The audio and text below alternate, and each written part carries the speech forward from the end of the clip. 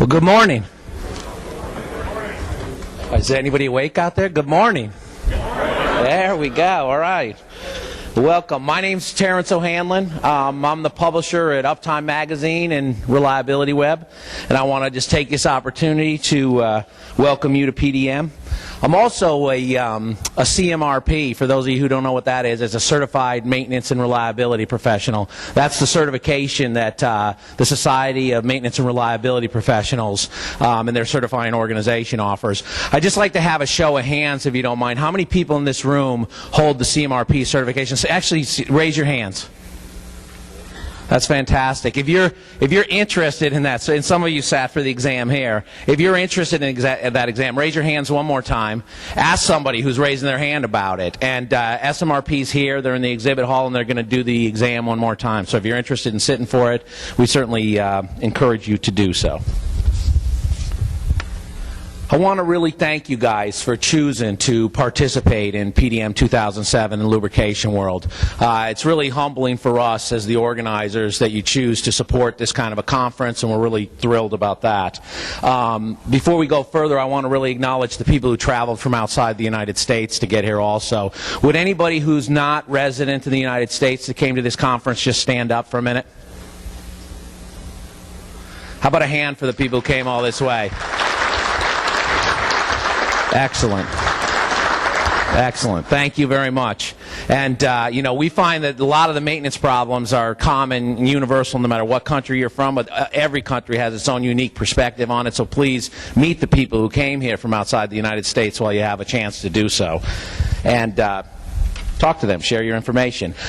I'd also like to acknowledge, while we have this opportunity of everybody being together, the team that actually brings this conference to you. So I want to take a moment and talk about the team here. Kelly and Becky and Jenny and Stacy, Bill, Rudolfo, Munir, Toby and Michael, if you guys would stand up, if we could just give a hand to, there's the girls in the back of the room, there's Becky over there. They do a great job. A lot of people come up and thank me for this conference. It's them that you need to thank for the actual conference. How about really quickly, again, we'll keep this rolling, the session chairs, the speakers, and the workshop leaders, and the keynoters, if you would just stand up, because you're the ones who make this conference. Stand up so we can acknowledge you. Anybody who's made a presentation. Very good. And last but certainly not least, the exhibitors and the sponsors in this show. If you're an exhibitor or sponsor, stand up, because this show would not be possible without you guys. So thank you. And I'd like to also acknowledge Jeff Schuler standing up back there. For those of you who aren't familiar with Uptime Magazine, please come online, uptimemagazine.com. Jeff's the guy who puts that great magazine together every month, and thank you for that, Jeff. You're driving a lot of good stuff in the predictive maintenance and the maintenance community. One thing before I get going here. Back by the Internet Cafe, there's a booth called Maintenance Technology Systems. They got a vibration thing. Every break, go back there and check this board. There's 5 winners back there. Are you one of the winners, Paul? Here you go. That's why I'm doing this, because you're supposed to go back every hour. There's 5 $50 gift cards, and you have to take it up to the registration desk. You're supposed to do it during the break, but we're making an exception this time. So at noon, check it. At the afternoon break, check it. Tomorrow morning, check it. And tomorrow at noon, check it. Tom Keebach from Rockwell Automation, if you're here, and Mark Allen at Republic Engineered Products Incorporated. Just see one of the, they'll take this up to the registration desk, come up and see them. But in the future, we're not announcing that. You're supposed to go back to that booth and check and see if you're one of the $50 gift card winners. All right.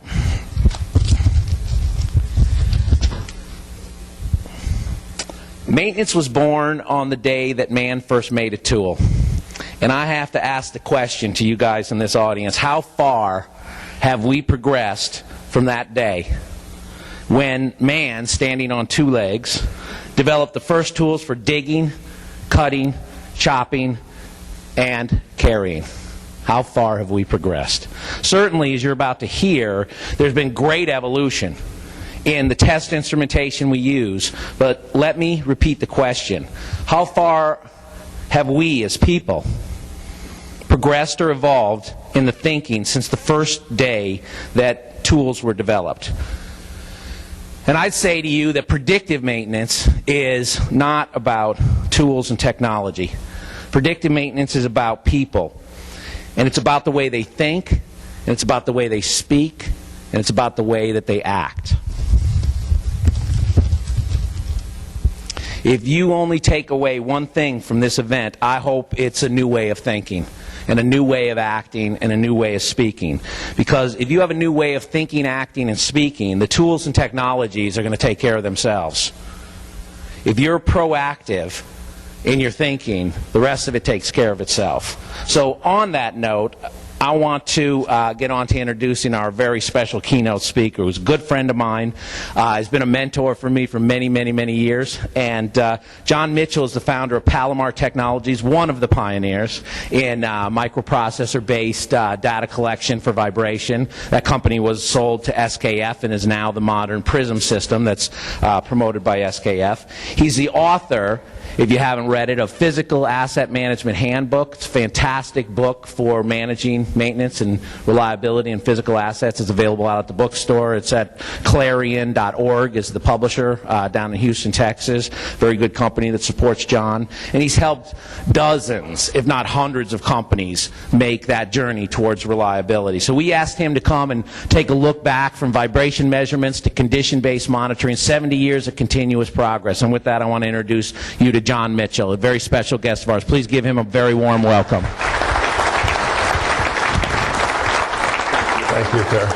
Thank you. I want to add my thanks to the ladies, the staff. It's really a pleasure to come to a conference like this when everything works so well. And it's all done behind the scenes, so I would suggest that during the breaks, coming and going, say thank you to the ladies who have taken so good care of all of us. It was a lot of fun putting this presentation together, and I thought Terry was going to bring up some kind of a crack about how can a person who was around when they invented the wheel be able to talk about instrumentation. But that's excused. This is part of a longer written article which appeared in the 40th anniversary issue of Sound and Vibration. The PDF file is in the conference proceedings, but Terry says you've got to look for it. Has a lot more detail than I'll be able to provide in the next 45 minutes. And if you're really interested in this, I would suggest the Sound and Vibration issue. We're going to try and get some here tomorrow. There are also 2 or 3 other articles. One, which is certainly worth the price of the magazine, which is free, is the development of the Internet, written by the person that actually did it. Not Al Gore. The person who actually did it. And I was telling this story at the break that the first internet transmission was from the University of California at Los Angeles to Stanford University, and the message was going to be log on, and they sent LO, and the computers crashed, and they were ecstatic because they had gotten 2 letters over the lines. And I thought, well, it's just the number of letters have changed, nothing else has changed in our environment. So that's where we are. This was a lot of fun to assemble, and it began with a paper that was given by Max Wishaw in Perth, Australia. Max, a good friend for a long time, and he remembered that in 1969 it was the 60th anniversary of really the start of vibration analysis. And he wrote a paper, and I saw it, and it was quite a good paper, and I said, Max, can I steal it from you and add some things from our perspective? And he said, sure. So that's the beginning of this, and since then I've collected a lot of pictures which I think you're going to find pretty interesting. So we're going to have a lot of fun, I think, looking at this, but the real lesson is what can we take from where we've come to determine how we get to the next step more effectively. And I think there's a very clear lesson here. So what were the conditions 50 years ago? Well, we had very small plants with large staffs compared to today. The staffs were highly qualified. Compared to the staffs you have now, we had experts in virtually every field. A lot of the fields were immature, but there were experts there. We were going through a huge expansion, a lot of new construction. And because the plants were small and we were going to much larger plants, In the petrochemical industry, shaft speeds were increasing at least by a factor of 2 and sometimes 3. If a machine of one size was built, then somebody doubled it in 2 years, and then they doubled it again. And a lot of these machines simply would not run. And therein is really the birth of the modern vibration analysis business. The programs themselves were in their infancy, primarily because we did not have the knowledge or the technology, and we'll trace the history of that. We've clearly come a long way. In a conference of this size 50 years ago, half the presentations would have devolved around some sort of a catastrophic failure that cost millions of dollars and shut a plant down. You very seldom see those today. We have minimal excess capacity in most industries. We're expected to run longer and harder than ever before. The oil refining industry now, I see in the paper where Congress is complaining because they've dropped 0.2% of utilization. So people are getting involved that were never involved before. We have highly refined knowledge and technology that gives us unsurpassed insight into the condition of our equipment. And all you have to do is go out in the exhibition hall, which I guess is right over there, to see where we've come, graphically see where we've come. I'm going to show you the basis, then go out and look at where we've come. Didn't see that last one, did you? How many geeks are there in here? Today's challenge, reduce staffing levels. I think everyone's gone through this. And the Baker report, which was written after the BP disaster, says that the plants did not push back when it came from on high to reduce staffing. Well, I've been in a lot of plants that went through that, and you can't push back. You say, yes, sir, and you march on. Our staffs are getting smaller, so what can we learn about that? There's a heavy emphasis on cost today. Back 50 years ago or so, a person like yourselves could probably go out and buy $20,000 or $30,000 worth of instrumentation on the plant manager's signature. How many of you can do that today? No budget, no nothing, just because you were considered a good guy or gal. Condition information and value produced is typically not well integrated into the plant today. We've got to do a better job of that. So let's look at the 70 years and see where we've come and again where we should be going. I've drawn this as an arrow with 5 major events on the arrow. And you'll notice that the title blocks are open-ended to the right. And that's for a particular reason, because even though these are further back in our history, we can't forget what we achieved. They're continuous, and rather than show them continuing all the way across the graph, I just showed it open. But we're going to talk about each one of these in detail. It all started in 1939 with T.C. Rathbone. As it says here, he was Chief Engineer, Turbine and Machinery Division for the Fidelity and Casualty Company of New York, and he published a paper that was titled Vibration Tolerance. I have a copy of that somewhere that surfaces periodically when I'm looking for something else, and I say, oh, I want that, and then I put it away and promptly can't remember where I put it. He addressed the rotating frequency of power turbine generators. And basically he came up with a constant velocity criteria, which fundamentally we still have today. It was the first quantification of vibration levels to condition that I'm aware of, and I think anyone's aware of. So basically the idea of quantifying vibration levels to condition started with T.C. Rathbone. And of course it replaced the index finger, which we all still use. Oh, that's vibrating about right.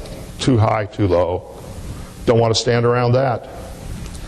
But there's where it began. The second great leap forward was really the beginnings of vibration frequency analysis, which occurred about 10 years after World War II.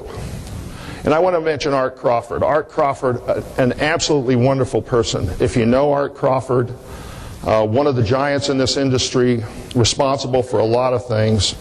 And he's still going strong today at about 85. I talked to him during the preparation for this presentation and article. Wonderful talking with him, and as I said, a giant of our industry, still going strong today. He was a graduate student in 1954, and he was approached by an individual who wanted a procedure for balancing high-speed spindles. And Art said, I was hungry. I'd do anything for money. So he said yes. And he developed that process for balancing high-speed spindles. And when he got that finished, he decided this frequency stuff must have some meaning as to the condition of machinery, and I can probably develop that. And he did, and that was the founding of IRD, a very famous company which is unfortunately no longer with us. John Sorey, another wonderful person, published the first really comprehensive diagnostic charts in 1968. I know both John Sorey and Art Crawford very, very well, privileged to have known them, and they contributed so much to this industry. Continuing diagnostic developments, Ralph Carillo, another giant in the industry. Giant in persona, not necessarily in stature, if you know Ralph well. Oh, some do. Took vibration to the mechanic level and taught a lot of mechanics how do you use vibration from a practical perspective. Did a lot of work with phase analysis. Jim Taylor, another person that we have to mention here in the genesis of frequency analysis. A lot of work in the time domain. Goes back to Jim Taylor. And of course Jim Barry at Technical Associates. I'm sure that many of your vibration laboratories have Jim Barry's Technical Associates big diagnostic charts on the wall. He built very well from John Sorey's original, added a great deal, and Jim's a terrific guy as well. Text. The first text really about this subject was Charlie Jackson's vibration primer in 1979. And Charlie Jackson, an absolute giant in the industry, and there are going to be people both stature. Charlie used to say that he wasn't 50 pounds overweight, he was just a foot too short. So, and Charlie's the one person that could have really done this presentation justice. Terrific person. And then we went on with a couple other ones, and the latest one, and I forgot Steve Goldman's book, which is out on the table, but the last one I knew of was Bob Eisenman, Senior and Junior Machinery Malfunction Diagnosis and Correction. So there's a lot of technical detail in textbooks documenting where we've been. And here's some of the instruments now, the older instruments. The one in the middle is a general radio instrument, and I'm going to talk about general radio a little bit more. The one in the upper left is probably a little bit new to many of you. That was a hand vibrograph. Few people, I see a few people smiling, so a few people that maybe have even seen one. But inside that cover is some pressure-sensitive paper, and you can see the stylus that points out to the right. You put that in contact with whatever you wanted to judge the vibration. You pull the trigger. There was a clockwork inside. You can just barely see the key, and it wound the paper past a stylus that was connected to that probe and traced out the time domain. Now that's the earliest time domain waveform analysis, and it worked. It worked. You know, we see kids wind up toys today. Well, this is the beginning of time domain analysis.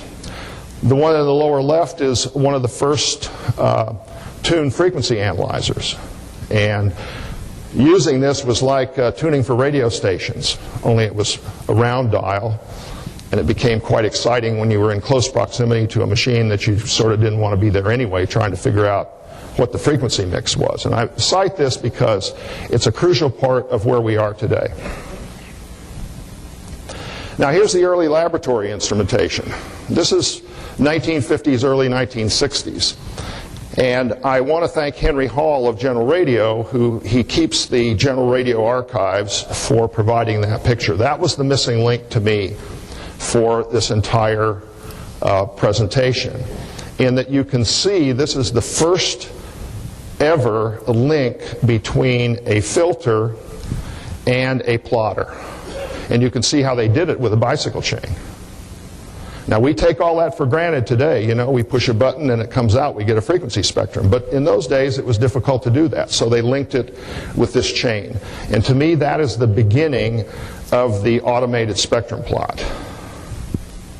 Here's an IRD analyzer, still used up into the mid-1980s. Again, a tunable filter, strobe light, the IRD 544 velocity pickup that many of you have used over there on the right. Shaft displacement monitoring and protection. It was the third great leap forward, and it was driven by the tremendous problems that were experienced in the 1970s. As I said, machines simply would not run. Instability, shaft bearing instability was a major, major problem. And we can't go through shaft monitoring without mentioning Don Bentley. Again, a giant of the industry, and I would say that probably we all owe our participation in this industry to Don, who really drove through an extremely difficult time, and with his own perseverance and personality, he was probably one of the most important contributors to the solution of rotor stability problems. Ed Gunter, I want to mention, at the University of Virginia, he did a lot of work. And Mechanical Technology Incorporated, another company that's disappeared from the face of history. Wonderful company, formed by ex-GE engineers. Jorgen Lund was one of the top people who wrote bearing stability programs, bearing design programs that basically are still in use today. Mechanical Technology has been broken up and divided and sold off, and they too don't exist, and I wish someone had written the history. I'm afraid it will probably never be written. I want to mention Don Wilson, another person that I knew exceptionally well. Unfortunately, Don was taken from us too early, but he was one of the key people in MTI, ran their outside consulting group, and he took rotor stability analysis out into the field to solve field problems. And to tell you how a lot of these problems were solved, I can remember back in those days when you'd bring a serviceman in, a OEM serviceman in, because you had a stability problem, and he would use a precision tool like a file and a Dremel tool to carve out the bottom of a bearing in order to get higher bearing loads and get it stable. That's what we were doing in those days. In 1974, the first standard for shaft vibration monitoring was introduced. That was driven by Charlie Jackson and Ray Dodd of Chevron, and it proved to be guidance for shaft displacement monitoring for the next, I would say, at least 20 years. It's still in use today. It's greatly changed, greatly expanded, but you can still get it. Here's some vibration kit. The one on the right is the Bentley Nevada 7200 system. I think that was probably the third generation Bentley Nevada monitoring system, not unlike what we see today, except of course today it's implemented quite differently. Vibration standards. I mentioned that Rathbone was really the origin of many standards. Michael Blake, who was the founder of the Vibration Institute, he came forth with a standard early, I think it was in the 70s somewhere, 5 grades of condition from no fault to danger. Again, it was more or less constant velocity, and I'll show you the standard in just a minute. Specified service factors for machinery types. IRD, 10 to 1,000 hertz constant velocity. Got a picture of that in a second. ISO, same thing. These standards are not all that much in conflict. There's more commonality than there is difference. Now, the one exception to that, which you'll see if you look closely on the next couple slides, is that the US standards specified peak velocity. The European standards, ISO, specified RMS velocity. Now, that seemed like a very, very small difference until we got into the data collector era, when you could suddenly calculate true peak and true RMS. Now the measurements don't agree at all, because peak responds differently than RMS does. True peak responds totally different than RMS multiplied by 1.414 to get peak. And that created major problems that I think probably, I see people nodding, so you're aware of the challenge, and the problem may well exist to this day. Dresser-Clark shaft displacement standards, API equipment standards all contained vibration. And the US Navy was the strictest of all because it was applied to submarines, and submarine noise is what people use to shoot at them. You know, it's like ducks honking. If ducks knew that people were down there gunning for them, I don't think they'd honk as loud as they do. Here are some standards. The Blake and IRD severity charts, they look quite different. They're actually not all that different. The Blake charts go from, I think it's 10 to, it's 20 to 1,000 hertz. The IRD charts were 10 to 1,000 hertz. Both constant velocity. Blake adds some at each end. Here's the ISO severity criteria, a compilation. I probably should have plotted it. But again, you'll notice that there are machine classes now, the same as Blake called machine grades. And this is the Dresser-Clark, again, showing the diminishment of vibration with frequency as frequency increases because of the force considerations. Now, the force considerations were a big mystery early on when all of this started, but gradually now we've become accustomed to the fact that if you're at high frequencies, it's mass times acceleration that kills you, and if you're at very low frequencies, it's displacement times spring constant that kills you. So again, empirically, these specifications came forth with a lot of experience, and now we've determined, of course, that they were right. Advances of vibration monitoring and analysis. The first efforts were manual meter and clipboard. You carried one of those meters that I showed in an earlier slide. You had it on a sling around your neck. You had a clipboard in the other hand, and somehow you had a pencil in your pocket. Rob remembers. And when you were taking measurements, if you were lucky you had a magnet, you put the probe on with a magnet. You found the pencil somewhere, hope you didn't drop it, because chances are if you dropped it you couldn't pick it up without tearing the magnet off the machine, wrote the number down, took it back and trended it. Very crude method, overall measurements only. It did work. Then we went to tape recording and remote analysis, and that's Jim Batters sitting in a van in South Africa. And you can see the tape recorder in there that he's using and a vibration analyzer. Jim Batters was the first person I heard to use the term predictive maintenance. He may have been the one that coined the word predictive maintenance. Increasing use of accelerometers. You saw that on the original General Radio vibration meter, that was an accelerometer. But until we get to the next step, we really can't use the information effectively from an accelerometer. Rolling element bearing condition, crest factor. Ralph James with Exxon, another wonderful, wonderful person that was taken from us far too early. Boeing, shock pulse, spike energy. You can see all these today where they've evolved. Demodulate, envelope detection, and I have to mention Jack Frary, who passed away earlier this year, and he too was an absolutely wonderful person. MTI, Shaker Research, helped so many people and contributed so much to this industry. Now the fourth great leap forward, frequency versus amplitude spectrum in real time. And here, the one on the right is one of the first time compression real-time analyzers. You used delay lines. It was quite heavy, weighed about 50 pounds or so, and within about 5 years it had moved to the FFT, which is shown on the left. You can see that one of the original papers was published in 1972 about using this particular instrument. And here's the full kit that a lot of people carried around with them. And this thing weighed several hundred pounds, took most of a car, station wagon, to carry. And of course the bad thing was that all of those were packaged for the 70-pound baggage limit that was then and now on the airlines.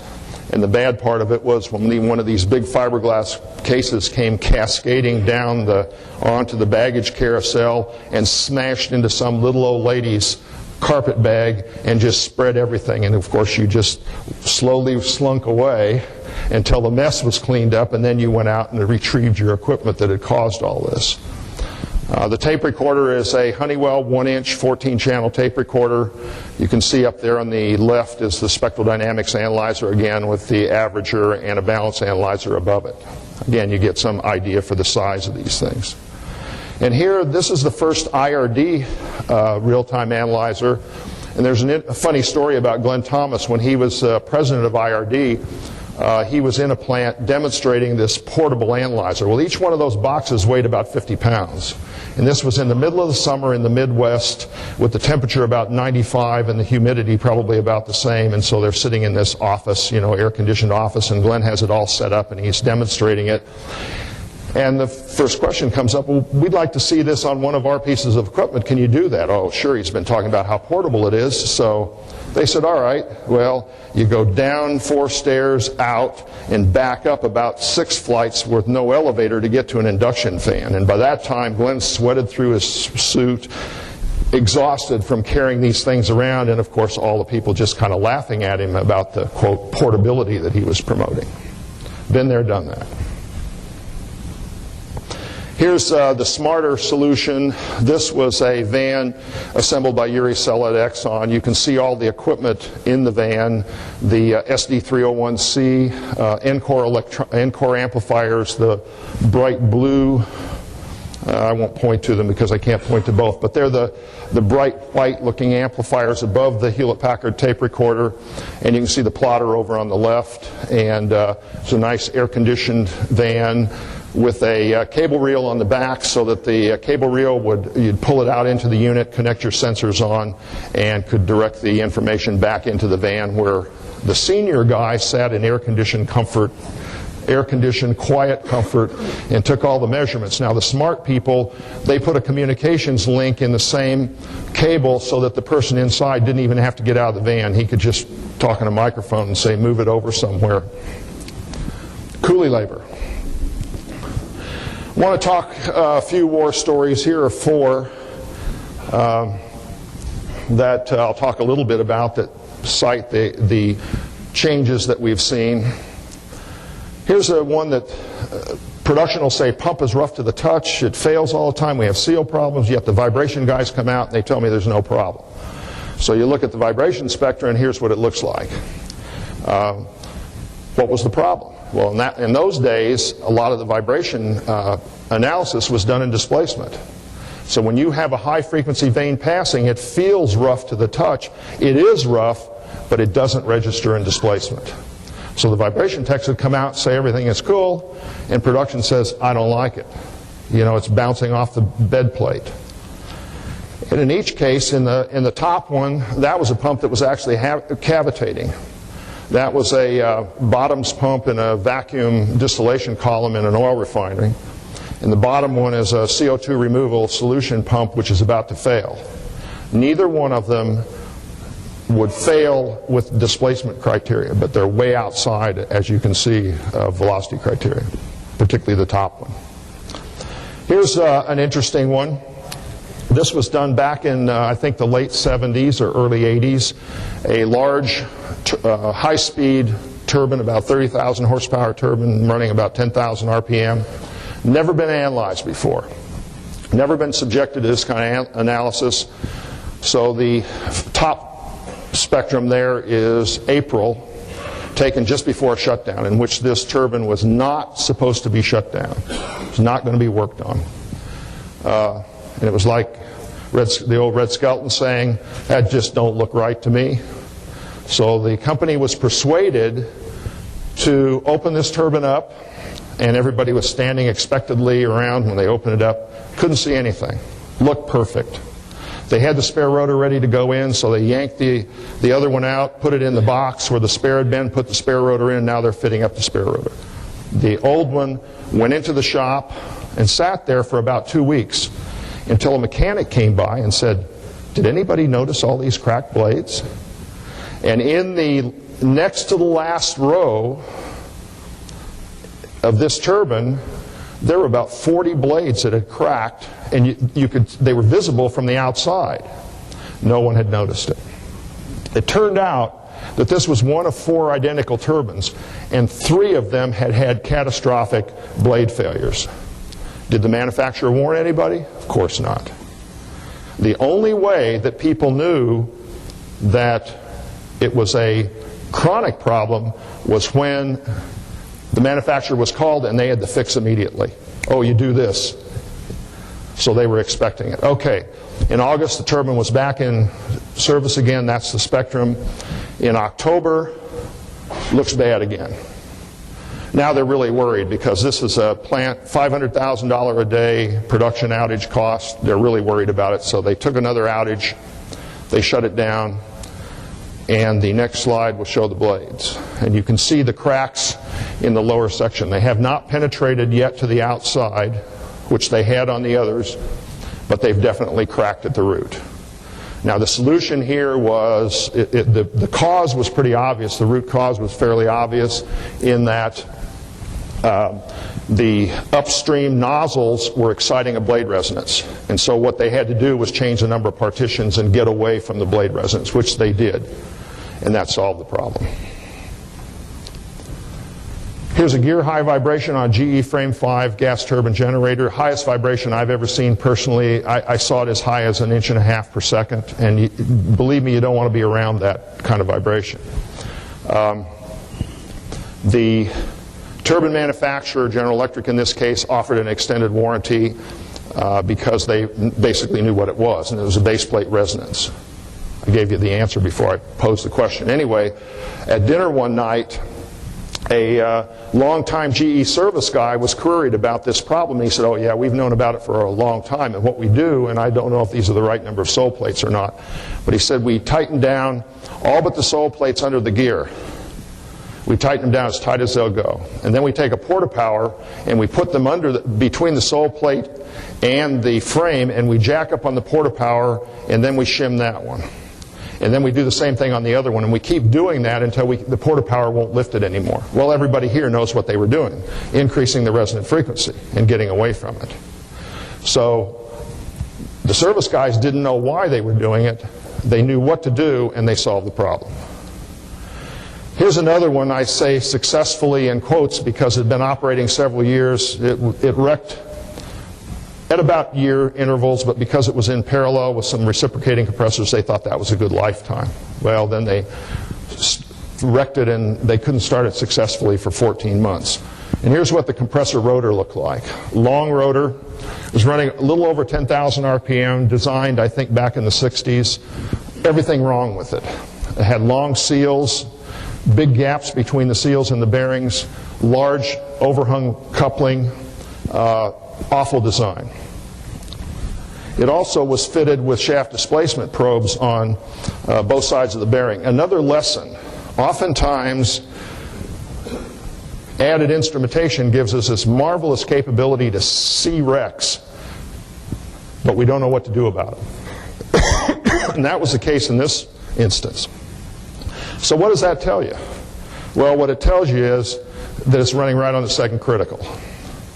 And as soon as we knew that, couldn't change anything because the plant had to run, we decided, okay, we'll balance it to run on the second critical. And on a high-speed balancing machine, it was so sensitive that they were using hose connectors to hold weights. And by simply rotating the hose connector so that the screw was in a different place, the machine would not run. That's how sensitive it was at that speed. Ultimately, it ran, and there's a lot more involved here, but the funny thing of it is that they had a seal leak. It's an ammonia refrigeration compressor. They had a seal leak, and got called in and said, we need somebody here who can get this thing started up successfully. So we took the bearing out to get to the seal. The bearing wasn't there anymore. There was no outboard bearing. Well, what happened when the outboard bearing went away, the machine was very happy to run on the seal because it had been balanced so well. And what did that do? It shortened the shaft, up the critical speed, and it ran great. Except the seal leaked a little bit. How many people here have actually seen a subsynchronous instability problem? Okay, a few. That's good. A few. These were probably collected over a period of a year or so. You used to see them all the time. Here's one instability-induced wreck at startup. Here's normal operation in the bottom. Things start surging. You can see the subsynchronous instability growing over there to the left of where it says rotating speed. And somewhere along the line, I've lost the audio that goes along with it, but the audio is much more spectacular than this. It sounds like somebody threw an anvil into a rock crusher. And there are these shouts of shut it down. They did shut it down, totally wrecked. And it's an interesting coast down. You can see how the subsynchronous locks in and stays in and then all of a sudden drops out from the harmonic tracing. Here's one that's only a factor of 2 out of 10. That's pretty bad. Like it or not, we're in the value chain. This is a slide that I added August 27, 2007, Wall Street Journal. Alyeska pipeline in the news because they're, 13% of our oil supply? Vibrations, pump vibration. When pump vibration gets in the Wall Street Journal, then we've made the major leagues. So a few things to remember. Condition monitoring and condition assessment, it will warn of problems, but it will not eliminate failures. All we do is we warn of the problems early enough so we eliminate the catastrophic consequences. You need to prioritize your activities. There are always more opportunities than there is time. So prioritize your opportunities. Go after the highest, the baddest equipment on the block. The people I know now, and I'm going to write a paper on this for delivery sometime next year, are looking at lost production opportunities and evaluating lost production opportunities as the cause or by cause for solution. Communications are essential. You need to record and prioritize and set your value, your results in terms of value to your corporation. Not measurements made, not number of machines in alarm. Above your boss's level, probably nobody cares about that. But what they do care about is value contribution. So conclusions. We've come a long way in 70 years. But today, technical excellence alone will not assure the continuation of programs such as CBM. They did 40, 50 years ago. They will not today. You have to show value. And of course, get in the facility information system to convey your contribution. Figure out a way to do that. Because if you don't promote yourself, I can guarantee you no one else will. In fact, what do most people try and do? They want to put the blame on somebody, not promote somebody. So you'd better talk about what you're doing to contribute value, what you and your program are doing to contribute value. And there is solid value there. And of course, let's get started.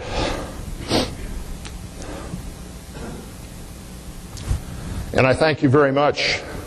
It was fun doing this. Terry said because we're 4 minutes over that I'll be available in the, whatever he said the place was called, back in the back. The Internet Cafe and Lounge. Internet Cafe and Lounge. At the lunch. Provided somebody's buying the beer. How about a big hand for John Mitchell? Thanks a lot. Before we let him come down off the stage, what are those pictures from? I took the pictures on a cruise. Hang in here, guys. There's award ceremonies coming up, too. Go ahead, John. These pictures were taken on a cruise on the USS Nimitz from Hawaii to San Diego, and this was the fly-off. And I had the added advantage of doing that again on just a few weeks ago, coming from Hawaii to San Diego again, and got, I was talking to, what's your name again? I was talking to Dan. If you give a mug a good enough camera and he takes enough pictures, you get a few good ones. So I've determined that that's the secret of taking good pictures, is you take a lot. Those are very inspiring pictures. Again, another hand for John. John, thank you so much for being here. Appreciate it. You're great. Very good. Also wanted to thank Success by Design and Howard Penrose for sponsoring this keynote presentation. Thank you, Howard, for bringing that to us. Very nice. We also videotaped this presentation, and I believe it's going to be available online fairly soon. We'll let you know how that all goes, if that works out well. It's our first attempt at that.